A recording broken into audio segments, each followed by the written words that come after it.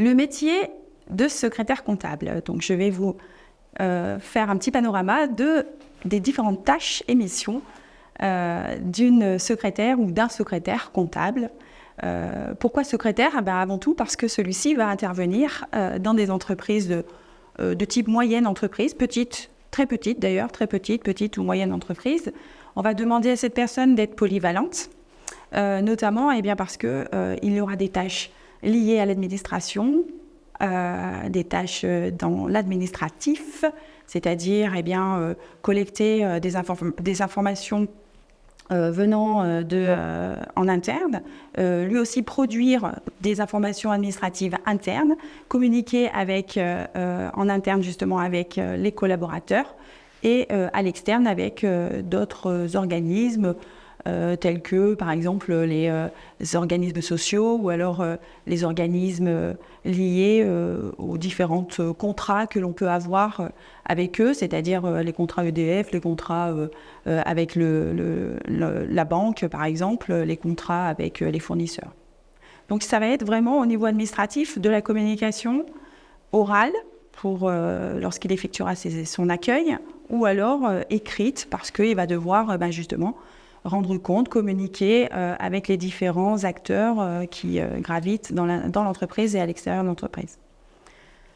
Donc il va falloir faire très attention justement à cet accueil et à cette posture professionnelle qu'il va falloir montrer parce que vous serez directement souvent à l'accueil d'une entreprise et la première personne que l'on va rencontrer et qu'il va falloir justement accueillir ces intervenants, ces personnes qui rentrent dans l'entreprise de façon à pouvoir les renseigner sur ne serait-ce que l'entreprise et son fonctionnement par rapport aux produits qu'il vend ou alors aux services qu'il vend. Mais aussi travailler aussi en collaboration, donc je disais avec les différents services et notamment le service commercial parce que vous allez pouvoir peut-être au niveau administratif encore une fois créer des devis, créer des factures qu'après au niveau de la comptabilité vous aurez à enregistrer ou contrôler. Le métier de secrétaire, encore une fois, au niveau administratif est important parce que vous êtes vraiment immergé en fait dans tout le fonctionnement de l'entreprise et vous êtes la personne vers laquelle transitent toutes les informations. Donc, comme je disais tout à l'heure, il faut savoir utiliser l'outil informatique de façon optimale. Optimale, c'est quoi ? Ça veut dire que maintenant, c'est zéro papier. On ne doit plus imprimer. Les factures d'entreprise en entreprise, elles se transfèrent via des portails dédiés à cet effet. Donc du coup, on n'envoie plus par courrier les factures aujourd'hui. Pratiquement plus, en tout cas dans certaines structures, parce que justement, il existe des portails qui nous permettent de le faire de façon sécurisée. On va avoir donc aussi en termes de compétences numériques l'utilisation des outils bureautiques tels que Word et Excel. Ça, j'insisterai là-dessus. Vous verrez que dans votre programme de formation, d'ailleurs, vous aurez des cours à traiter.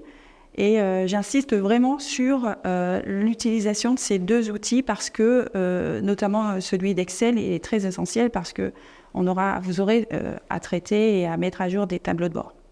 Quand vous êtes donc sur ce poste, vous êtes en autonomie généralement, mais vous êtes quand même sous la supervision d'un professionnel, donc du gérant d'entreprise, quand c'est une très petite entreprise, ou alors quand c'est une moyenne entreprise, de votre responsable du pôle accueil, secrétariat et commercial. Il faudra donc rendre compte aussi de vos travaux à travers justement les canaux appropriés pour rendre compte à vos supérieurs, l'utilisation d'agenda, l'utilisation d'intranet, peut-être de mail, pour communiquer tout ce que vous ferez. Voilà la partie administrative où j'ai vraiment insisté.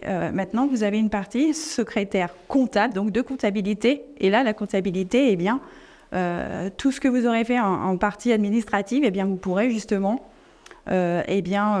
enregistrer après les éléments notamment de facturation en comptabilité ou contrôler la facturation interne en comptabilité. Contrôler parce que votre facturation, vous allez la faire à partir d'un logiciel, généralement de gestion commerciale, qui va, en fin de journée, transférer directement en comptabilité les écritures de facturation, mais aussi les écritures de règlement. Du coup, voilà, là, ça sera du contrôle. Par contre, le comptable assistant, donc le secrétaire comptable, il y a des choses communes avec comptable assistant. Vous allez donc devoir collecter les informations qui viennent de l'extérieur, donc notamment des pièces aussi commerciales, donc des factures qui viennent de l'extérieur, pour pouvoir les enregistrer en comptabilité. Ce sont généralement des frais généraux, ou alors des frais de fonctionnement, des factures de fonctionnement pour une entreprise qui sont des factures EDF, des factures de frais de bancaire, des factures de téléphone, etc. Des assurances, parce que sans assurance, on ne peut pas ouvrir notre entreprise.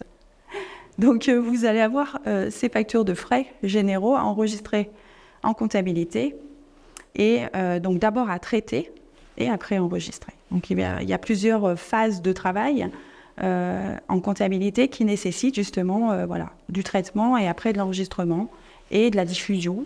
Alors on va pouvoir aussi à travers votre programme voir jusqu'où en fait va votre titre professionnel et surtout vos compétences professionnelles.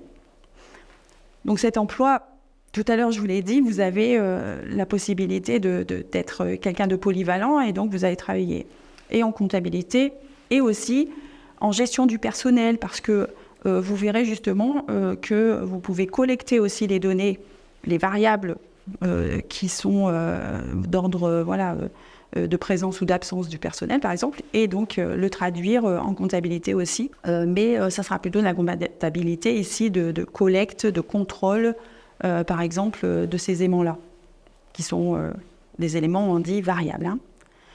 Donc vous serez secrétaire ou secrétaire administratif ou secrétaire polyvalent, on l'appelle comme on veut, ou assistant même comptable. L'assistant comptable aussi peut travailler justement sur ces différentes compétences métiers.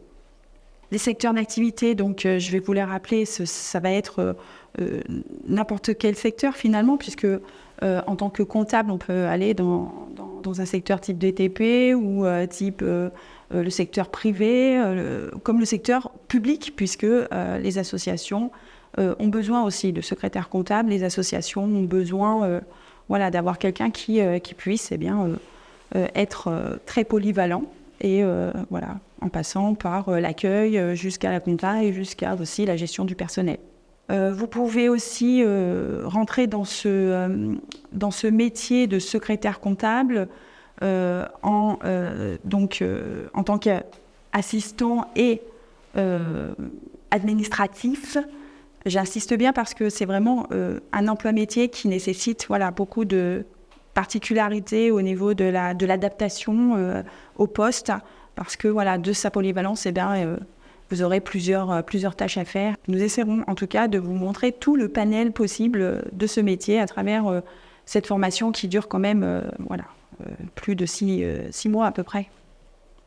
Donc vous pourrez vous exercer aussi et montrer votre exercice de ce métier au sein d'une entreprise. Vous pourrez trouver aussi justement quels sont justement le détail de ces métiers-là dans votre fiche ROM que vous pourrez retrouver sur le lien en dessous de la vidéo. J'insisterai encore et une dernière fois sur les compétences transversales de cet emploi métier parce que communiquer est essentiel, donc à l'écrit et à l'oral. D'ailleurs, pour votre examen, vous avez justement de l'écrit et de l'oral. Adapter votre comportement au client, à la personne qui va rentrer. Alors ça peut être aussi, par exemple, aménager l'espace de travail en fonction des clients que vous allez recevoir ou des fournisseurs peut-être qui auront un handicap, allez savoir. Donc j'aimerais bien que vous connaissiez l'environnement d'entreprise et ça c'est des compétences transversales que tout administratif, tout agent d'accueil devrait connaître. Organiser donc son environnement de travail, savoir utiliser tous les outils de travail. Alors vous savez qu'en plus maintenant on dématérialise tout, donc 0 papier. Mettez-vous ça bien dans la tête aussi, 0 papier, c'est-à-dire savoir utiliser tous les outils à notre disposition. mobiliser donc tous ces environnements numériques, donc les logiciels, les progiciels, et puis voilà, les outils de communication. Très important pour vous, ça sera votre programme que je vais donc vous détailler tout à l'heure, notamment le référentiel. Je vous retrouve dans le chapitre suivant afin de vous montrer de quoi se compose votre référentiel.